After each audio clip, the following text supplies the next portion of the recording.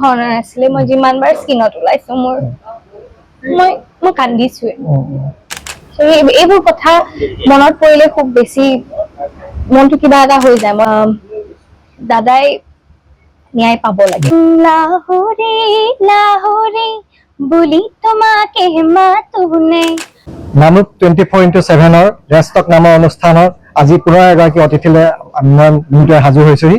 আজি আমাৰ মাজত উপস্থিত আছে ৰৈ ৰৈ বিনালে মুখ্য চৰিত্ৰত অভিনয় কৰা মৌচুমী আলিফা বাইদেউ। আপোনাক নামৰূপ 24x7 ৰেষ্টক অনুষ্ঠানত স্বাগতম জনাইছো। ধন্যবাদ। আমি যিহেতু জুবিনদা বিহীন প্ৰথমটো বহাগ, এই বহাগত আমি কিবা এটা উকা উকা লাগি আছে। বিশেষকৈ এই জুবিনদা বিশেষকৈ আপুনি যিহেতু ৰৈ ৰৈ বিনালে ছবিত অভিনয় কৰিছিলে, এই বিশেষ কিবা মুহূৰ্ত আছে নেকি যে ৰৈ ৰৈ বিনালে জুবিনদাৰ লগত কিবা এই মুহূৰ্তত স্মৰণীয় কিবা মুহূৰ্ত আপুনি ক'বলৈ বিচাৰিব? হয়, পোনপ্ৰথমে আপোনালৈ অশেষ ধন্যবাদ জ্ঞাপন কৰিছো আৰু নামৰূপ 24 লাইভ নহয় জানো 24x7 সমূহ দৰ্শকলৈ পলমক হলেও ৰঙালী বিহুৰ আন্তৰিক শুভেচ্ছা জ্ঞাপন কৰিছো। আৰু বৰ্তমান মই উপস্থিত আছো নামৰূপ ইয়াতে মই আহিছিলো অনুষ্ঠানত আমাৰ সাংস্কৃতিক শোভাযাত্ৰাত ইয়াতে অংশগ্ৰহণ কৰিলো। মই ভাল লাগিল। আপুনি কোৱাৰ নিচিনা যদিও ৰঙালী আহিছে এইবাৰ একেবাৰে উকা কাৰণ জুবিনদা বিহীন প্ৰথমটো আমাৰ ৰঙালী বিহু, কিন্তু দাদাৰ কথাবোৰ মানি চলিবলৈ চেষ্টা কৰিছো। দাদাই সদায় কৈছিলে যে লাইফত যিয়ে নহওক কিয় পজিটিভলি আগুৱাই যাবলৈ চেষ্টা কৰিব লাগে। চ' সেইবোৰ কথা মনত পৰিলে বা সেইবোৰ কথা মানি চলিবলৈ চেষ্টা কৰি আগবাঢ়িছো। আৰু লগতে তেনেকুৱা মুহূৰ্ত বুলি ক'বলৈ গ'লে ৰৈ ৰৈ বিনালে দাদাৰ বাবে যিমান এখন মৰমৰ ছবি আছিলে, বিগত 15 বছৰৰ আগৰ পৰা দাদাই পৰিকল্পনা কৰি থৈছিলে এখন সপোনৰ ছবি। আৰু ফাইনেলি যেতিয়া ছবিখন সম্পূৰ্ণ হৈ উঠিলে, দাদাই শ্বুটিঙৰ সময়ত কৈছিলে যে তহঁতে চাবিচোন, ৰাইজে বহুত ভাল পাব ছবিখন। এইবোৰ কথা মনত পৰিলে খুব বেছি মনটো কিবা এটা হৈ যায়। মই চাগে সেইবোৰ কথা চাগে ভাষাৰে কেতিয়াও মই ক'ব নোৱাৰিম বা মই আপোনালোকৰ থ্ৰু মই সেই এক্সপ্ৰেছটো ফিল কৰিব নোৱাৰিম বা ফিল কৰাব নোৱাৰিম। মই ভাষা বিচাৰি নাপাম। মোৰ বাবে ৰৈ ৰৈ বিনালে কেৱল এখন ছবি নাছিলে, মোৰ বাবে আবেগ, মোৰ বাবে দাদাৰ সপোন, লগতে মোৰ সপোন বুলি ক'ব লাগিব। কেৱল ছবি বুলি ক'লে ভুল হ'ব। তেনেকুৱা বহুত মুহূৰ্ত আছে য'ত আমি একেলগে হাঁহিছো, কান্দিছো জুবিনদাৰ সৈতে, গোটেই ৰৈ ৰৈ বিনালে পৰিয়ালৰ সৈতে আমি একেলগে হাঁহিছো, কান্দিছো। তেনেকুৱা বহুত দাদাই যিহেতুকে এজন শিশুৰ নিচিনা এজন ব্যক্তি আছিলে, সকলোকে হহুৱাই ৰাখিছিলে, সকলোকে ফূৰ্তি ফাৰ্তা কৰি ৰাখিছিলে। তেনেকুৱা বহুত মুহূৰ্ত আছে, আমি একেলগে হাঁহিছো, একেলগে কান্দিছো। ধন্যবাদ। আৰু আপুনি এই ৰৈ ৰৈ বিনালে ছবিখনত অভিনয় কৰাৰ সুযোগ কেনেদৰে পালে? আচলতে এইটো ক'বলৈ গ'লে দীঘলীয়া হৈ যাব, কিন্তু মই থুলমূলকৈ এতিয়া ৰাইজক কৈছো বা আপোনাকে কৈছো। দাদাক মই ক্লাছ 8-9 মানৰ পৰা লগ পাইছিলো। চ' যেতিয়া লগ পাইছিলো তেতিয়া মোৰ সপোন আছিলে যে দাদাৰ লগত গীত গাবলৈ মোৰ সপোন আছিলে। চ' সেই সপোনটো মোৰ সম্পূৰ্ণ হৈছিলে, দাদাৰ লগত মই গীত গাবলৈ সক্ষম হৈছিলো। গীতটো যেতিয়া দাদাই শুনিলে বা দেখিলে, দাদাই সেই কথাটো নিজেই কৈছিলে যে মোৰ তই খুব ভাল অভিনয় কৰিছ আৰু লগতে খুব সুন্দৰ গীত গাও, তই মোৰ সৈতে অভিনয় কৰিব লাগিব।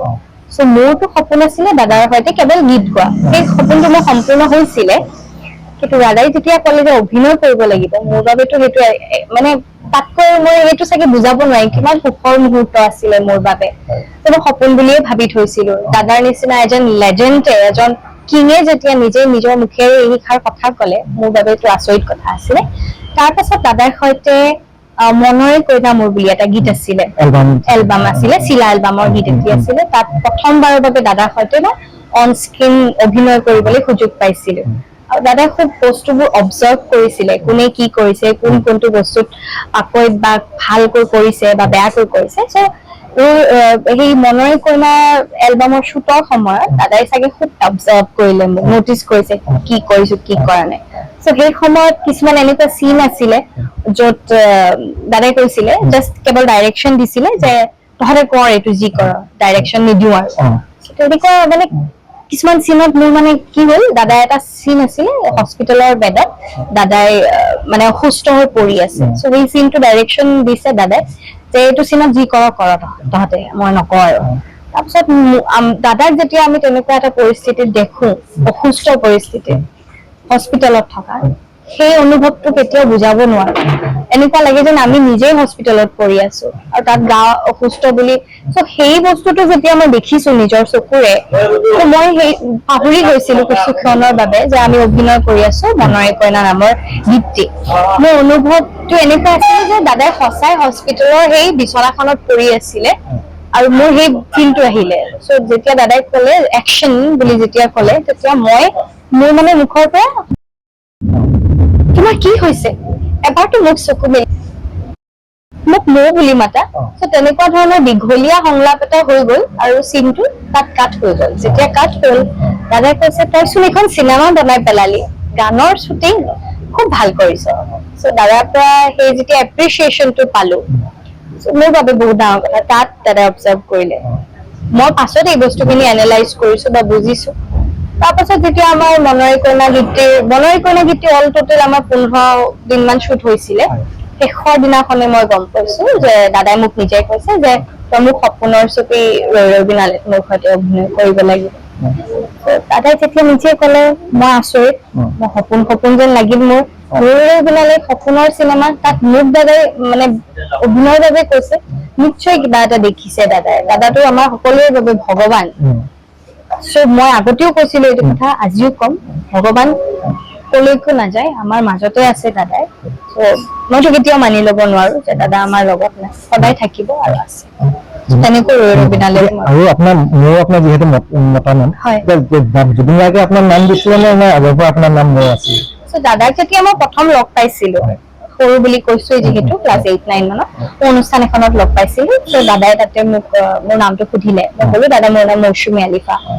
চ' দাদা অকমান সময় ৰৈছে টাইম লৈছে অকমান 5 ছেকেণ্ড মান ৰৈছে আৰু তাৰপাছত নিজে কৈছে অকে মোৰ মানে সেইদিনাখনৰ পৰা যিটো মোৰ বুলি নাম দাদাই দিলে নিজ মুখেৰে মানে আজিলে দাদাই মোক মোৰ বুলিয়ে মাতি থাকিলে মানে মৃত্যুৰ আগমুহূৰ্তলে দাদাই মোক মোৰ বুলিয়ে মাতিছিলে আৰু কিন্তু মই দাদাক কোৱা নাছিলো যে মোৰ ঘৰত মতা নাম মোৰ দাদাই নজনাকৈ সেই বস্তুটো নিজে যেতিয়া ক'লে মই আচৰিত হৈ গলো মানে মোৰ বুলি কৈ দিলে তেনেকুৱা কথা আৰু চিনেমাখনতো মই গম পোৱা নাছিলো যে মোৰ নামটো মোৰ মই যেতিয়া স্ক্ৰিপ্টখন পঢ়িছো মই দাদাক সুধিছো দাদা এইটো কাৰ কেৰেক্টাৰ দাদাই কৈছে যে তোৰ কেৰেক্টাৰ আকৌ তোক মই মোৰ হিচাপে পাইছো সৰুৰ পৰা চ' তই মৰে হৈ থাক চিনেমাখনত তেনেকুৱা ধৰণৰ আৰু ছিংগাপুৰলৈ যোৱা আগত আপুনি শেষবাৰৰ শ্ৰীলংকা ছিংগাপুৰ যোৱাৰ আগত শেষবাৰৰ বাবে আপুনি জুবিন দাক কেতিয়া লগ পাইছিল আৰু কি কৈ গৈছিল আপোনাক শেষবাৰ মই ফেচ টু ফেচ জুবিন দাক লগ পাইছিলো ভাইমন্দাখনৰ প্ৰিমিয়াৰত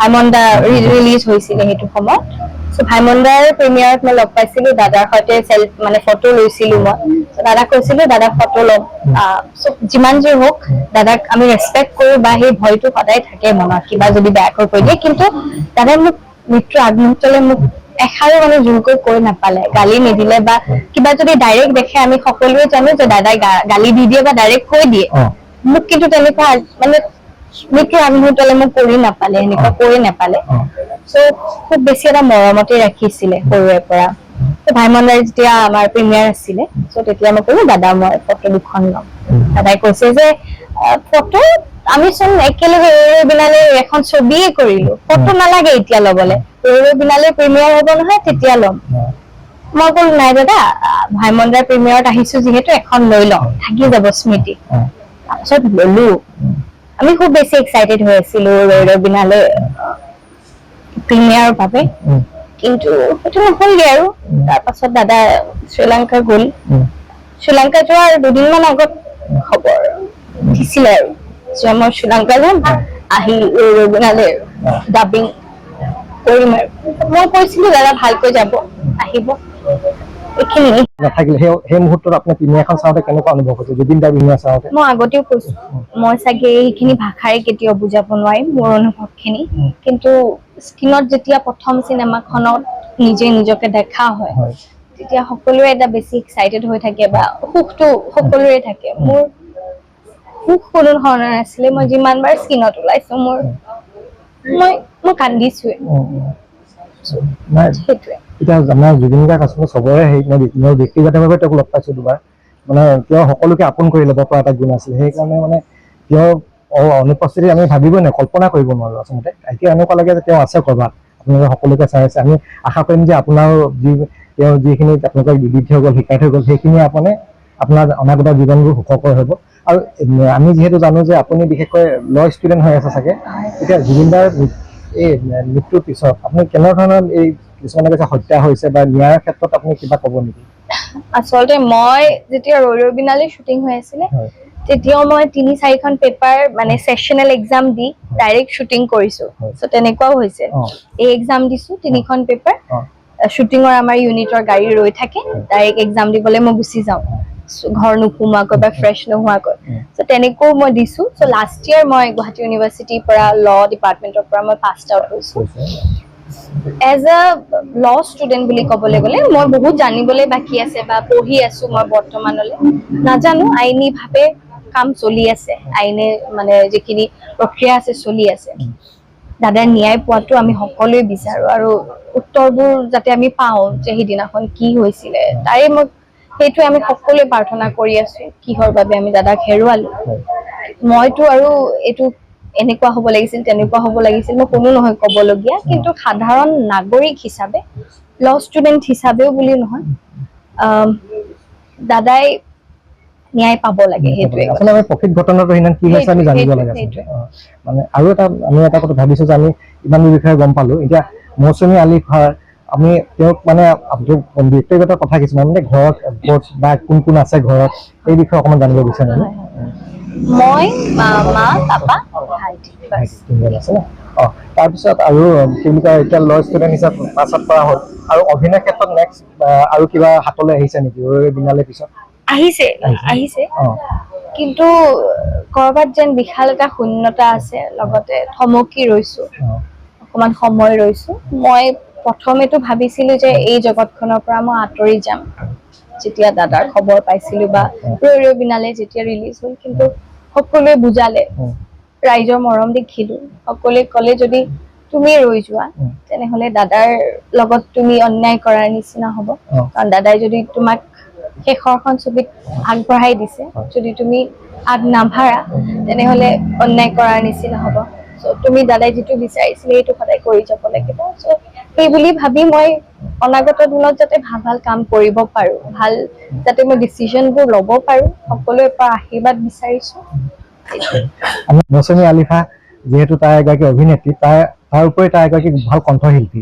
জুবিন গাৰ্গৰ লগত এটা লাহৰী বুলি এটা কেছেট ওলাইছে চাগে, তাৰ গান দুটামান এটামান কলি আমি শুনিব।